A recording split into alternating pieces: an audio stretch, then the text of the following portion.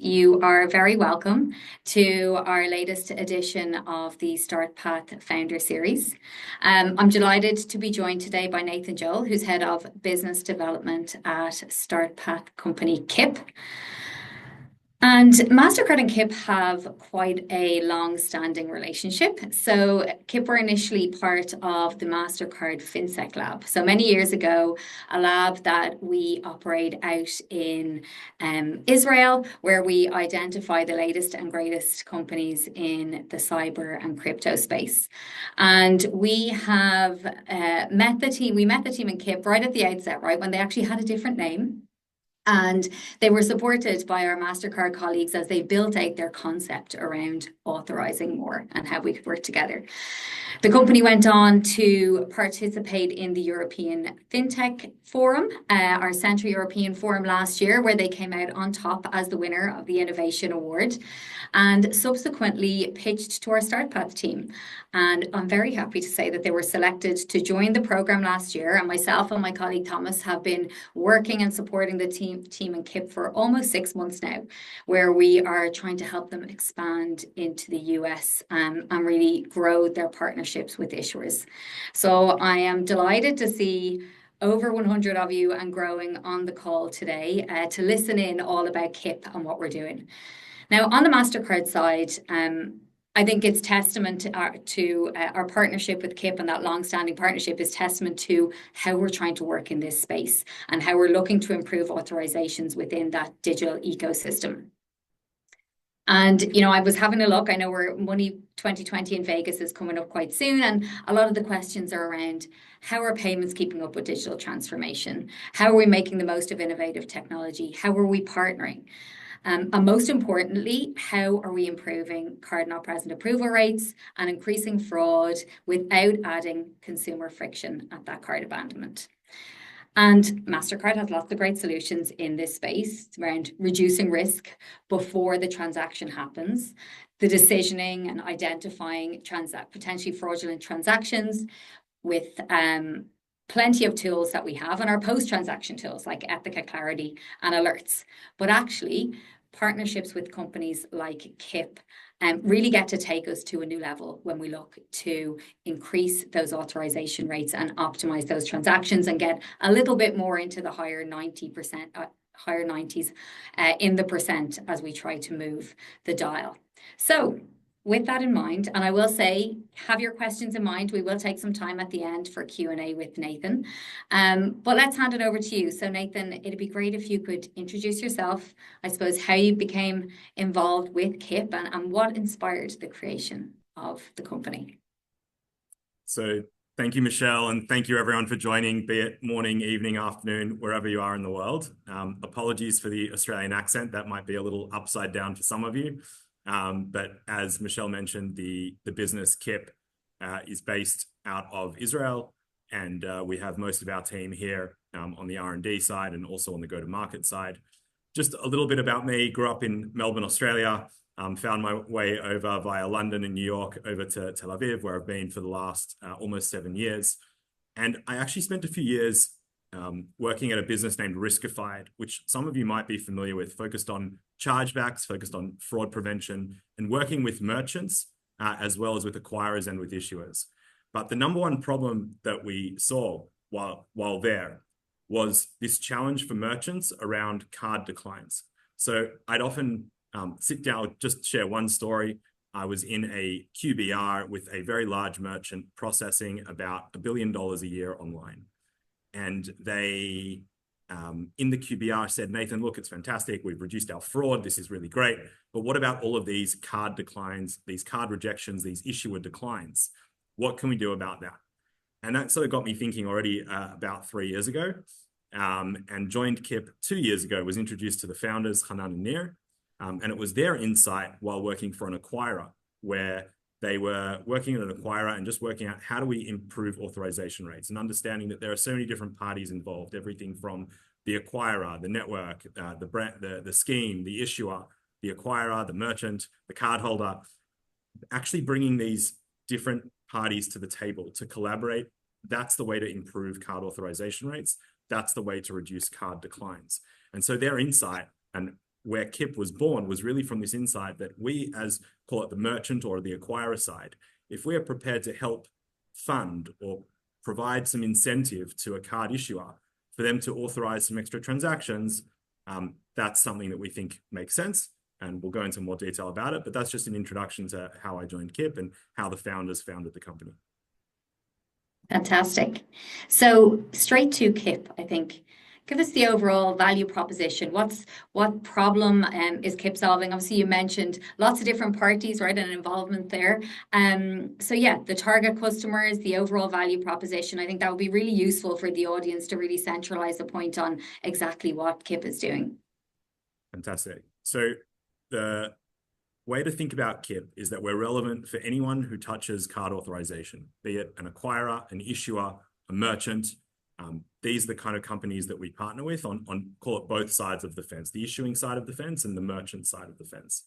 So if you think about the nature of the problem, I think it's from Mastercard data that when it comes to payment authorization, average authorization rates in a card not present environment sit at about 85%, which means that 15% of transactions are rejected by a card issuer and fail during payment authorization. Many of them fail for reasons like do not honor, but many are related to credit or related to debit declines. So if you think about someone not having enough funds or someone exceeding their credit limit. And we think that in many cases, many of these transactions today are treated as a binary. You either have, as part of your $5,000 credit limit, enough funds to make this purchase, or you don't. But in many cases, you might have a secondary card, you might have a third card, you might have access to credit elsewhere. On a debit card, perhaps you might have just run out of funds in your account. You might be getting paid the next day and you're just short a few dollars or a few euros to make that transaction. And so we took the view at Kipp that many of these NSF, non-sufficient funds, these credit limit exceeded card declines could actually be avoided. So that's really the main challenge that we solve. In terms of Kipp's value proposition, what we did was create a scenario whereby perhaps a merchant could pay a small premium to a card issuer to avoid the decline. Maybe it would be helpful if I give an example, Michelle. Please do. Okay, cool. So bear with me, everyone. I'm going to just bring up some slides I prepared earlier, but bear with me. I'll just bring them up. So Michelle, is it okay if I use you as part of this example? Go for it. Okay, great. So Michelle, let's talk about a scenario on a debit card, perhaps. Actually, Michelle, question, are you more of a debit card person or a credit card person? I'm a debit card person. Okay, let's go for a debit card example then. That's because Kipp is relevant both on a debit or credit card transaction. But Michelle, what was the last e-commerce purchase that you made? Oh, I bought a Christmas present, would you believe? I'm very prepared. So I bought a Christmas present last night. That's extremely prepared. If you don't mind me asking and sharing with 235 of your best friends, what exactly did you buy? I bought some makeup for my mum. There you go. Okay, cool. All right, so we're gonna go with the makeup example, and people on the call, please forgive me if I get any of the names wrong here. So, sorry.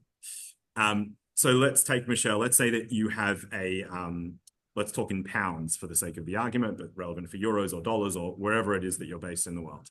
Let's take a scenario where you have a £50 balance on your debit card in your current account, and you're going to spend £70 with, let's say, Cult Beauty. Is that perfect? Yeah. Good example of a merchant. And let's say that your card issuer is, let's take Monzo as an example of an issuer. And so you're going to make this £70 transaction where you only have £50.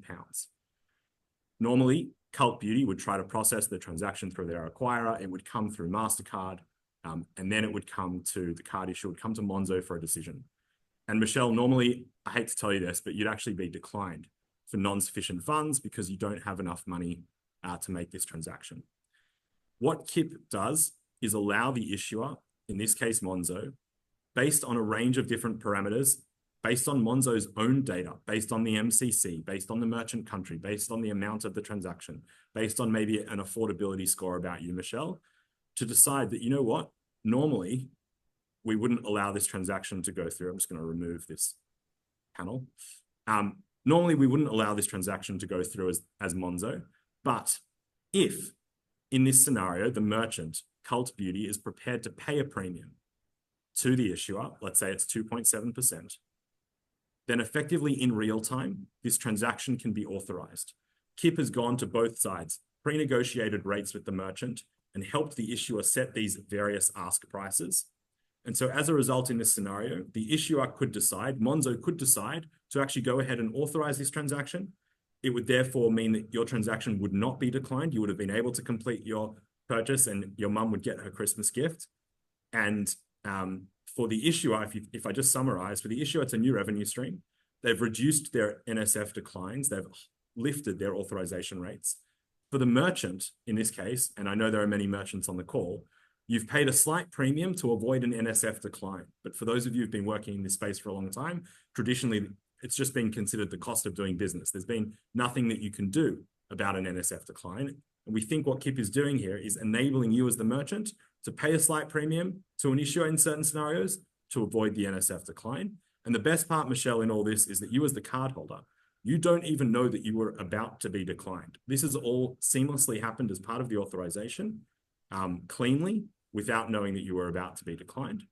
And so as a result, that's the end of the flow. The transaction was approved, and you're now sitting with a negative 20 pound balance, which you will need to effectively pay off, and Monzo will need to collect from you.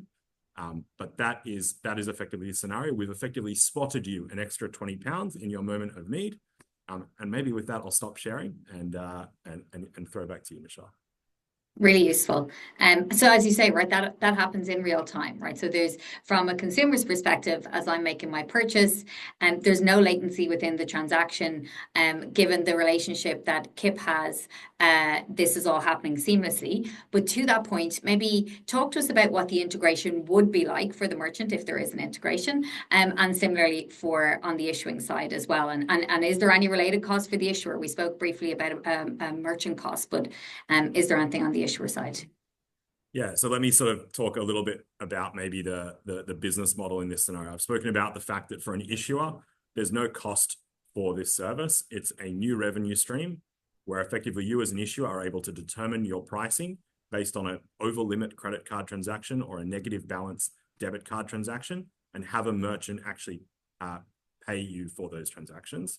Let me just bring up my slides again just to explain the business model. Let's say that you are a merchant and you are prepared to pay 4% to avoid an NSF decline. That's quite a high fee. Let's say that you're an issuer and you've decided that based on the scenario that I gave with Michelle's Christmas gift for her mum, that Monzo would ask for, let's say, 2% in this scenario. Effectively, what Kipp does is charge the merchant what the issuer asked for, the 2%, plus an operational fee. We charge that from the merchant. And at the end of the month, we take the 2% and pay that out to the issuer. So effectively for the issuer, that is an extra 2% on top of interchange. For the merchant, they've paid the 2% plus a slight operational fee to Kipp. So Kipp makes our money from the merchant side. And we distribute that ask price to the issuer. So we have separate commercial relationships with both sides, but we've effectively committed to paying the issuer the 2% that they've asked for in this scenario. For the issuer, when it comes to integration, let me just talk about that for a second. On the issuer side, the integration is an API integration directly with Kipp. We also offer, we are in the process of building an integration directly with Mastercard. And then on the merchant side, I think for those of you who are merchants, this is one of those fun projects where there's no API integration required. It's a short 2-page agreement, and you send us your merchant IDs, your MIDs, and we're able to do the hard work of matching your transactions on the issuing side, such that if we actually have your MIDs and a short 2-page agreement, you can actually be live in a matter of hours. So if you're looking to reduce your NSF declines, I'll put my contact details there later, but that's the only hard sell as part of this. Yeah, if you're looking to reduce NSF declines, this is certainly an option for you to look at. Fantastic. And then I suppose, are there any case study examples, obviously, of Kipp active in market, really just turning the dial? And and improving the overall or reducing the number of declines, I should say, for issuers. Any examples you could share with us, Nathan, or statistics just to show the success and what it looks like on the other side? I want to put out there to the audience, kind of, if you take away anything from the session, these two figures. From our work to date, we've been able to save between 30 to 50%, depending on the issuer's rules, of their NSF declines. So if you think about someone who had, an authorization rate at X, we've been able to increase it quite significantly and save 30 to 50% of their NSF declines, which is significant. And on those transactions, the issuer has charged on average 3.5%. So those are the two figures, between 30 and 50% improvement on NSF declines, being able to actually avoid these declines. And secondly, that new revenue stream on those transactions that they're now saving. On top of the interchange that they're earning on average an additional 3.5% or 350 basis points on top as a new revenue stream for their card transactions. And I'll just add for those thinking from a regulatory perspective, what we see in both the US and Europe is downward pressure on interchange and various fees, certainly in the US from the CFPB that are cutting fees on both credit and debit cards. And so for those issuers looking to replace some of that revenue, which is being whittled away by the regulators, this is certainly an option to help plug that gap and provide that new revenue stream of an additional 3.5%. On top of interchange on these NSF declines that you're now able to successfully authorize. Great, fantastic. Time is flying and I can see the questions coming in. So a couple more questions and we'll move to Q&A. I suppose what's next for Kipp? You're part of the Start Path program. Myself and Thomas lucky to be working with you in Europe. Focusing on US expansion. Is that the real focus area? Issuer partnerships, how's things going merchant-wise? I suppose, yeah, what's next? Give us a sense of where we're at. Yeah, I'll break it down into three parts. We started in Europe. We were founded about 3 years ago and we're focused in Europe. But from January this year, we really started taking the product to the US for the first time. And the response has been overwhelmingly positive. Which is really exciting for us to be able to expand into a new market and see some success. We're contracting with our first US-based issuers now. We've had a lot of support from Mastercard as well with a number of other conversations. If I break it down, there's kind of three angles that we think about. One is going directly to issuers. One is going directly to merchants. And the third is going what we call indirectly via the large issuer processors, the likes of TSYS, Fiserv, FIS. We are now part of the, I have to mention it, we are now part of the FIS accelerator as well. And I think some of the work we did with Mastercard prepared us for that. It's a direct integration with FIS's issuing platform as well. But I think we're really thinking about those three angles. How do we grow our merchant coverage? How do we grow our issuer coverage? We have a chicken and egg challenge. We need both sides for this to be successful. And at the same time, going with the issuer processes to get scale to many issuers all at once. But very much started in Europe and focused heavily at the moment on the US. Fantastic. And I think it's great that you have so many touch points, right? That you really do serve the full ecosystem and can engage with each area of the ecosystem to implement Kipp and hopefully then drive transactions for others. Yeah, I might just add, look, just to give you a sense of where we're at, I think it's always important when you get on calls like this and someone says a startup, it's sometimes hard to know exactly what size we mean. We're talking about Kipp. We're talking about 20 employees. We're talking about live with a handful of issuers and live with many, many merchants. So we're live with the likes of Sony PlayStation, live with Adobe, where we have a live pilot with one of the largest streaming services in the world. We're live with Kiwi.com. We're live with End Clothing. We have NordVPN. We have many, many merchants I could talk about all day. But the point being, we have quite a few issuers, a significant number of merchants, and we're really at that point of kind of how do we go from kind of call it, a certain number of bins that we have today to many, many more bins, many, many more issuers. And that's our focus. Fantastic. So before we go to Q&A, I think how can people contact you? So we have, I think, 250 people on the call. I am, myself and Thomas Marsh are lucky to be part of the Start Path program. I'm the lead for Europe and working closely with Kipp. So any internal folk, please feel free to reach out to me directly. And there you go, right? There's, if you'd like to reach out to Nathan, please do. Just to learn more about Kipp and hopefully, yeah, understand if there's any synergies there with your business. So now into the hot seat, Nathan, and we will ask some of the questions that are coming in. So the first one that I see there is there any change to the authorization or settlement flow with Kipp once you've integrated Kipp? That's a really important question. There's actually no change to the authorization or settlement flow. It's at the moment in time where an issuer is about to decline a transaction in the authorization flow that the issuer then sends an API call to Kipp, we respond, and then the issuer continues with the authorization flow. And the billing that we do with the merchants and with the issuers, the payout that we give to issuers after we've collected the fee from the merchant is a completely separate process to the regular Mastercard rails. Fantastic. Okay, very clear. Next one that's come in is, using your example right around Monzo, and essentially explaining, is this an unarranged overdraft facility? The merchant is paying the issuer a premium. So what would a Monzo charge in APR for an unarranged overdraft?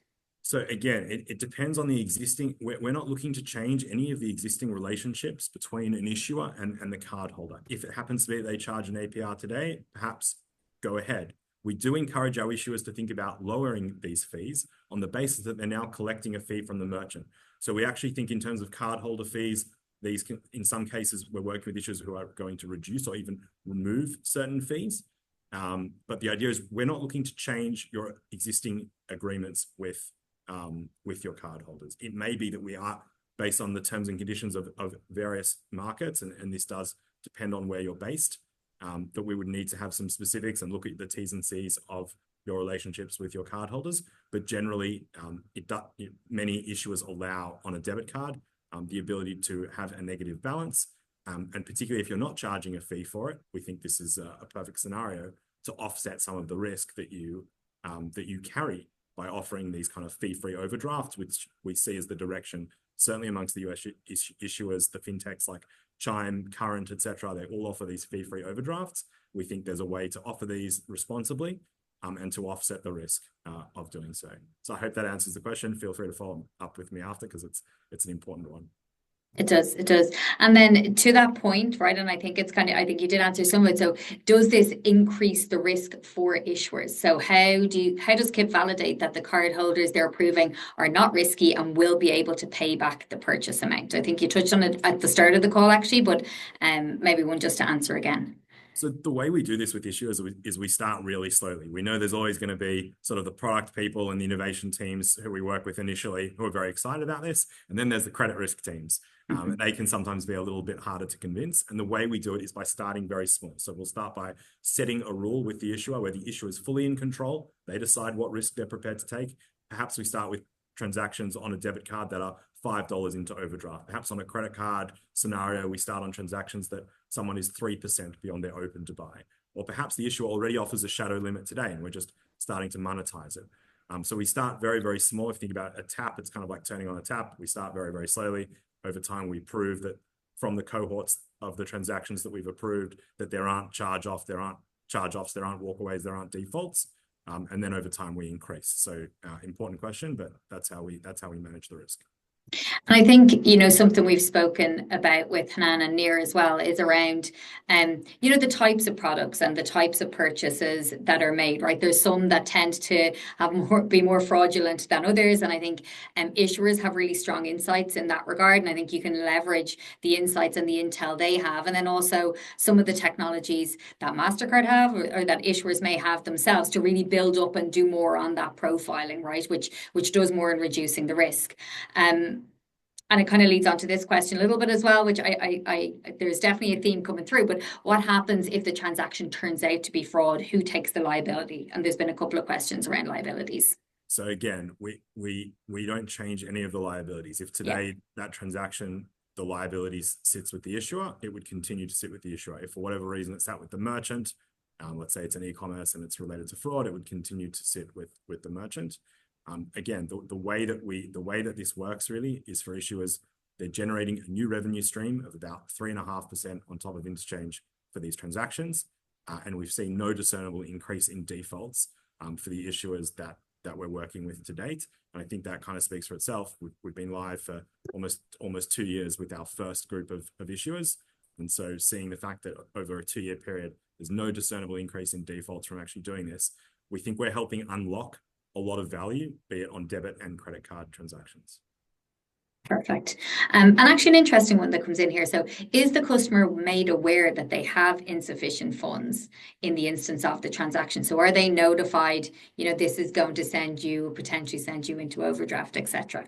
We have different issuers who've taken different approaches with this. So for example, on a credit card, perhaps you've approved slightly beyond the limit. Many issuers do this today. They feel no need to update the customer that they've done it. We have been inspired by very openly, I think Chime have got a product out in the market called Spot Me, where they actually inform and send a push notification to the user through the app that says, hey, we've just spotted you some extra funds. We saw that you were short. And so we are working with issuers on this model where they actually will update the cardholder on the fact that they've effectively spotted them and given them some extra cash in a moment of need. Got it. Okay. And there is an option for issuers to ring fence, right? A number of their customers that they can say Absolutely. that, are eligible for Kipp because, they can see salaries coming in, they can see activity levels. So I think that then reduces the likelihood of the pool, to increase more fraudulent transactions and being able to do that. Correct. It's fully in the hands of the issuer. We help guide them with the models that we have from our early customers and early adopters. But we're able to be quite specific in don't do it for this MCC code, don't do it for a member who opened an account yesterday, et cetera, et cetera, et cetera. Don't do it above $100 if you've only given a $500 credit limit, et cetera, et cetera. Yeah. We work on these scenarios, but it's all in the hands of the issuer ultimately about their risk reward appetite.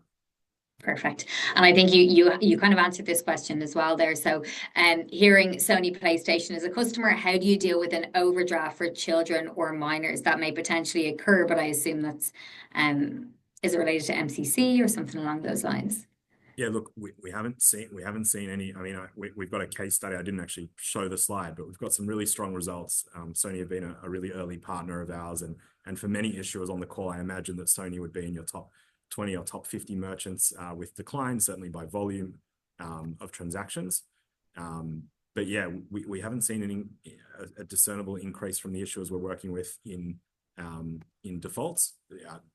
Really, all we've seen is kind of higher authorization rates, which both Sony and the issuers we're working with are very happy about. And from Sony's perspective, it's been the first opportunity they've ever had for some very senior payments people who've been there for a long time to actually authorize transactions for NSF that they otherwise would never have thought about authorizing. Okay, great. I think we have time. We're almost at time. I have 2 more quick questions here, and there's others there which we can always get back to afterwards, Nathan. We might connect with you on. How does this affect acquirers? Great question. So the way we partner with acquirers is for acquirers to effectively be our partner and to offer this service to merchants in a revenue share or referral model. So we do have some acquirers who've already come on board who are excited about this as a way for them to help their merchants increase authorization rates. Reach out to me. It's a longer conversation.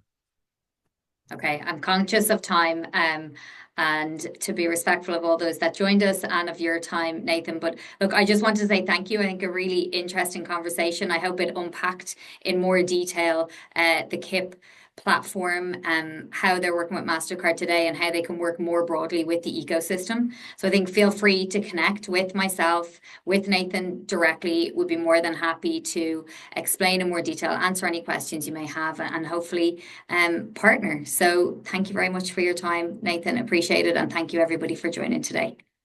Michelle, thank you very much for having me, and thank you all for joining. Thanks, folks. Take care. Bye-bye.